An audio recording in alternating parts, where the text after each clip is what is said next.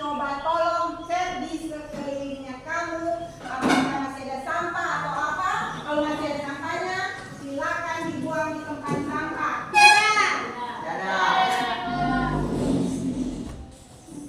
Sekarang Ibu akan mengecek kehadiran kalian. Siapa yang tidak hadir pada hari ini? Taufik kenapa? Kalau Amriyadin?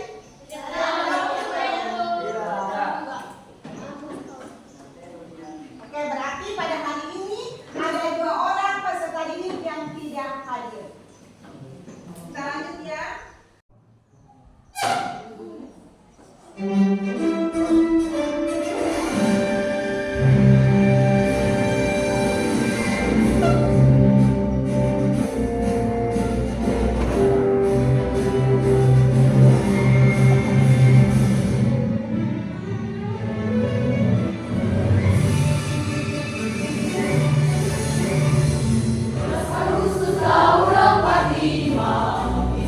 Hari kemerdekaan kita, hari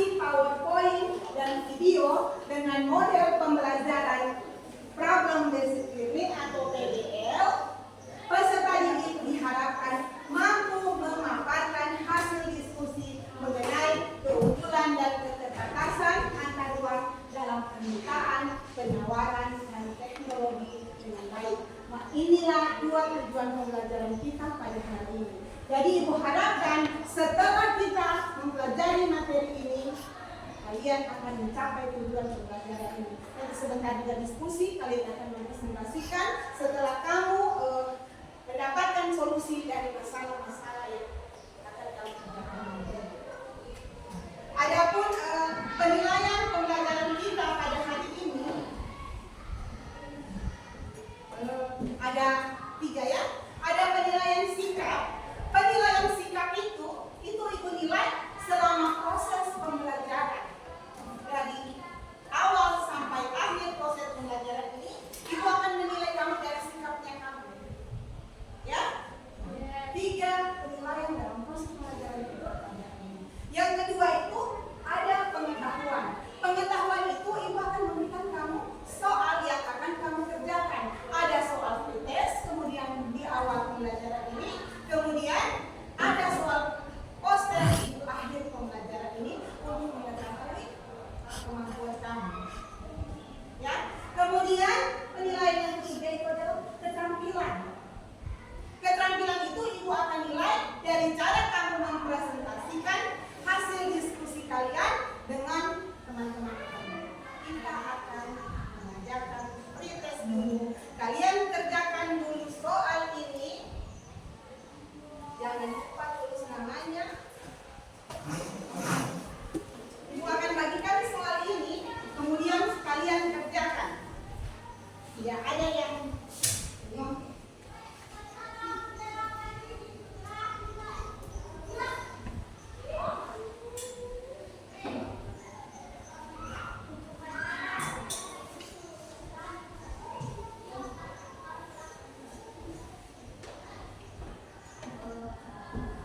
mari kita simak bersama-sama. Kalian harus simak dengan baik video pembelajaran ini tentang materi pada hari ini.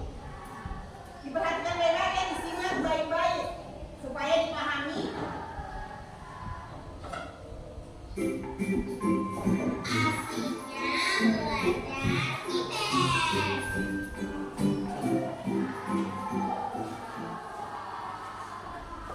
Halo sahabat, kembali lagi di Edukasi Nusantara. Materi IPS kelas 8 semester 2 halaman 1 tentang keunggulan dan keterbatasan antar ruang dalam permintaan, penawaran, dan teknologi. Di kelas 7 kalian telah mempelajari tentang kebutuhan manusia. Kalian mungkin memahami bahwa kebutuhan manusia itu bermacam-macam dan selalu bertambah, baik jumlah maupun kualitasnya. Kalian juga menerapkan macam benda barang yang kalian gunakan setiap hari. Karena kita pelajar, kita perlu baju seragam, tas, buku, sepatu, dan lain-lain. Kalau orang yang menjadi kantor, apa yang dibutuhkan ya? Tentunya perlu laptop, kertas, alat tulis kantor, dan lainnya. Ada juga seorang petani membutuhkan cangkul, sabit untuk bekerja. Selain itu, tolong dimaafkan ya sahabat.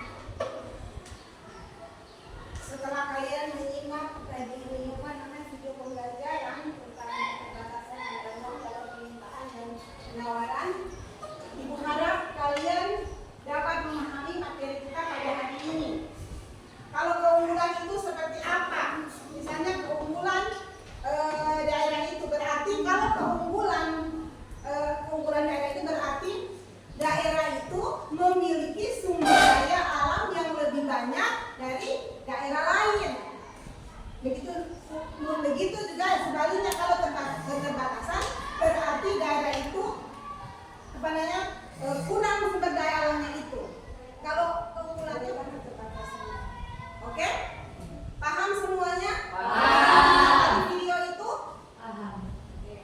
Kalau begitu, ibu akan membagi kalian menjadi 3 kelompok dan ibu akan memberikan kalian lembar kerja yang akan kamu diskusikan dengan temanmu satu kelompok.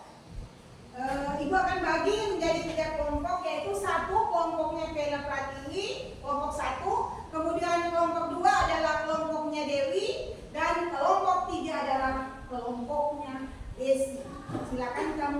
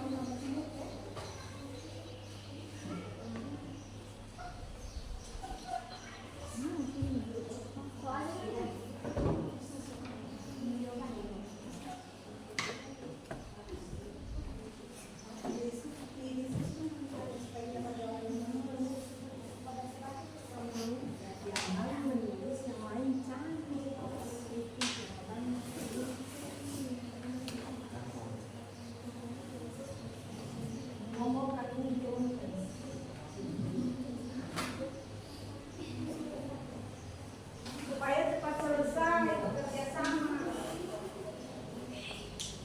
Satu yang menulis, yang lain cari.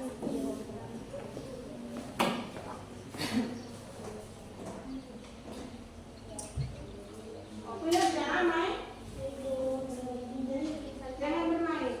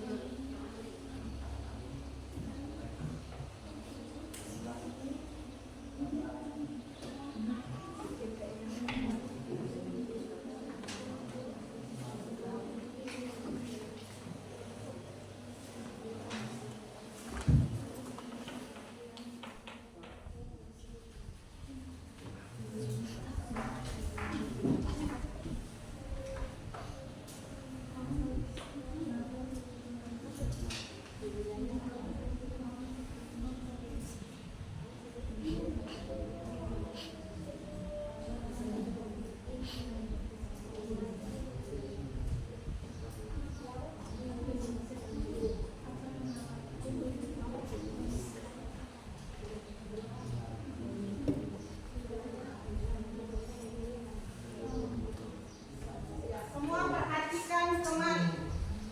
Baiklah, karena sudah selesai kalian diskusi, waktunya sekarang presentasi. Masing-masing kelompok akan mempresentasikan hasil diskusi kelompoknya di depan.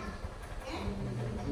Yang akan mempresentasikan hasil diskusinya pertama adalah kelompok 1, kelompoknya Kayla Pratini. Silakan maju ke depan. Maju ke depan semua. Maju semua. Semua maju. Yang lain perhatikan kemari. Sini lagi sebaliknya udah Pak. Sebelahnya. Kelompok lain perhatikan temanmu yang akan presentasi. Jangan presentasi.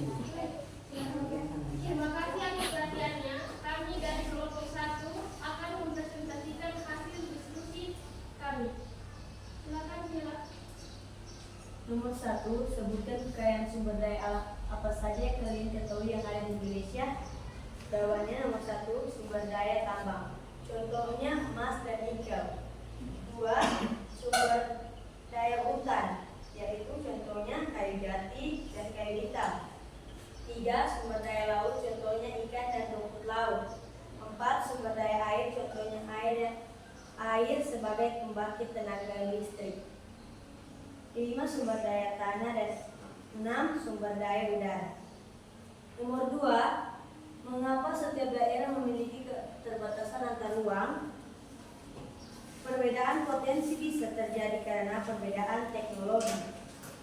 Nomor 3, jelaskan apa yang akan terjadi jika salah satu wilayah terjadi surplus atau komoditi kekayaan yang sedang alam, sedangkan di wilayah lain kekurangan tersebut.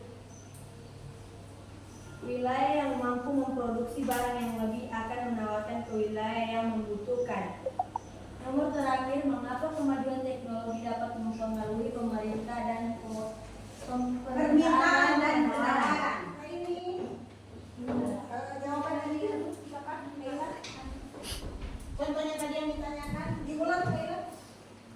Parigi kelebihan beras dan Palu kekurangan beras, maka Parigi akan menawarkan ke Palu beras tersebut untuk memenuhi kebutuhan. Terima kasih. Silakan kelompok 1 kembali. Kalau cuma bermain nanti udah di. Silakan.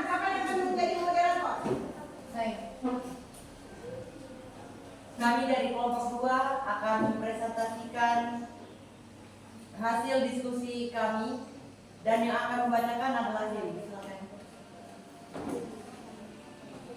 Nomor 1. Sebutkan kekayaan sumber daya alam apa saja yang kalian ketahui yang ada di Indonesia. 1. Sumber daya tambang, contohnya emas dan nikel. 2. Sumber daya hutan, contoh kayu jati dan kayu hitam. 3. Sumber daya laut, contoh ikan dan rumput laut. 4. Sumber daya air, contohnya air sebagai pembangkit tenaga listrik. 5. Sumber daya tanah. Dan 6. Sumber daya udara. Nomor 2. Mengapa setiap daerah memiliki keterbatasan antar ruang? Setiap daerah mempunyai keunggulan dan keterbatasan antar ruang yang berbeda-beda disebabkan karena perbedaan potensi daerah yang satu dengan yang lain. Perbedaan potensi bisa terjadi karena perbedaan teknologi. 3. Jelaskan apa yang akan terjadi jika pada salah satu wilayah terjadi surplus suatu komoditi kekayaan alam sedangkan di wilayah lain kekurangan komoditi tersebut. Yang terjadi adalah wilayah yang mampu produksi barang yang lebih akan melaksanakan ke wilayah yang membutuhkan. Contoh, Parigi kelebihan beras dan Palu kekurangan beras. Maka Parigi akan menawarkan ke Palu beras tersebut untuk memenuhi kebutuhan. Dan nomor terakhir, mengapa kemajuan teknologi dapat mempengaruhi permintaan dan penawaran? Teknologi dapat mempengaruhi permintaan dan penawaran karena teknologi yang lebih maju dapat meningkatkan efisiensi produksi dan meningkatkan kemampuan produsen untuk menawarkan barang. Sekian presentasi dari kelompok kami. Apakah ada yang ingin bertanya atau menanggapi? Saya. Silakan Kira. Saya dari kelompok 1 akan menanggapi hasil diskusi kelompok 2. Ada di lingkungan tempat tinggal kalian itu apa? Tambang. Tambang, emas, dan sudah nyata itu adalah sumber daya alam yang dimiliki oleh Kabupaten Parigi. Oke, terima kasih kepada kelompok yang sudah mempresentasikan hasil diskusinya.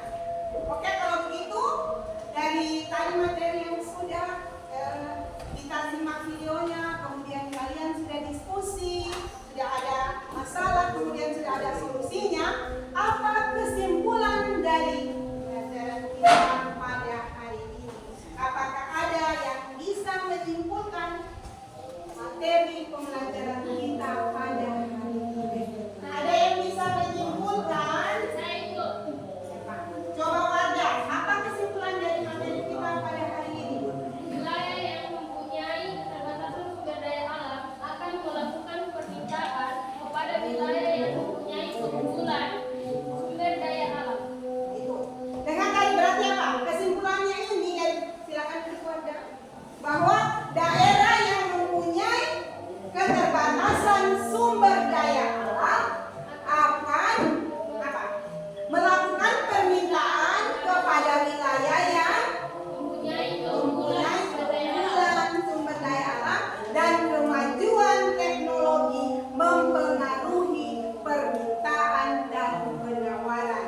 Itulah kesimpulan pembelajaran kita pada hari ini. Ibu harap kalian mengerti semua apa yang dari materi yang sudah diberikan, kemudian kalian sudah diskusi, sudah dipresentasikan. Ibu harap kalian memahami materi pada pembelajaran kita hari ini. Oke, sebagai umpan balik dari pembelajaran kita pada hari ini, tadi kan ada pretestnya. Berarti kalau ada pretest berarti ada post-test. Supaya bisa dilihat dari kamu menerima pembelajaran setelah kamu menerima pembelajaran, apakah kamu paham atau tidak. Waktunya tidak lama, hanya 5 menit. Sebelum melakukan tes ini, silakan kembali ke tempatnya masing-masing. Posisi kembali seperti tadi.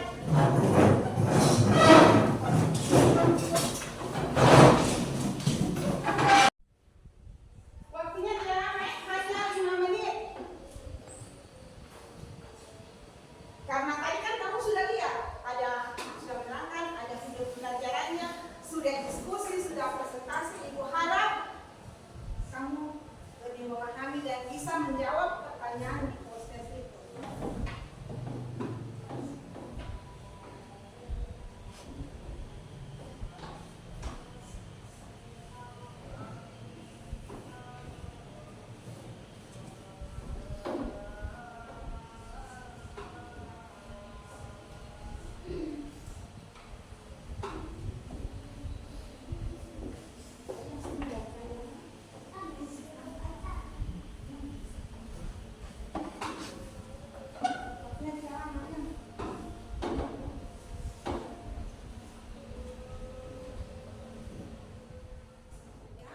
Sekarang ibu mau tanya sama kalian. Apakah kalian senang dengan materi pembelajaran kita pada hari ini? Senang. Apakah materi pada hari ini kalian pahami semua? Paham. Itu alhamdulillah berarti kalian sudah. Dan ibu berharap dari jawaban post tes ini semua menjawab dengan baik dan benar. Sebelum kita mengakhiri pertemuan pembelajaran kita pada hari ini, ibu akan menyampaikan materi yang akan kita pelajari pada pertemuan berikutnya ya. Pada pertemuan berikutnya, materi yang akan kita pelajari adalah pelaku ekonomi. Pelaku ekonomi. Apa itu pelaku ekonomi dan siapa pelaku ekonomi? Itu adalah orang atau lembaga yang melakukan kegiatan ekonomi. Itu adalah pelaku ekonomi. Orang atau lembaga yang melakukan kegiatan ekonomi.